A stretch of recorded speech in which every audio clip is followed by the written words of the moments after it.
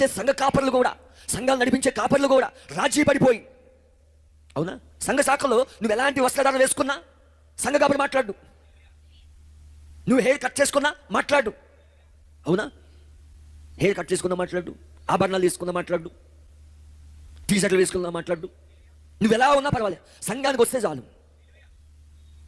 ఈరోజు సంఘాల్లో కూడా నీతి తక్కువ స్థాయిలో అయిపోయినది. ఎందుకు? అంత దినాలు ఇవి. రాజీ పడిన బోధకులు, వాక్యం ఉన్నట్లు బోధించిన బోధకులు. కానీ కాలపు వర్తమానం, ఏలియా వర్తమానం. ఏలియా వర్తమానం పాపాన్ని ఖండిస్తుంది. ఏలియా వర్తమానం నీ డ్రెస్సులు ఖండిస్తుంది. ఏలియా వర్తమానం నీ హెయిర్ స్టైల్ని ఖండిస్తుంది. ఏలియా వర్తమానం నీ వేసడాన్ని ఖండిస్తుంది. ఇది రాజీ పడేది కాదు, ఖండిస్తుంది, బుద్ధి చెప్తుంది. కానీ సంఘ శాఖలో ఖండింపు లేదు, బుద్ధి చెప్పడం లేదు. సంఘానికి వస్తే చాలు. అందుకే విస్తారమైన జనాలు సంఘ శాఖల్లో ఉంటారు. ఎందుకు? వాక్యానికి లోపడక్కర్లేదు, వాక్యం చెప్పినట్లు వాళ్ళు చేయక్కర్లేదు. సంఘానికి వస్తే అటెండెన్సీ కావాలంతే. కానీ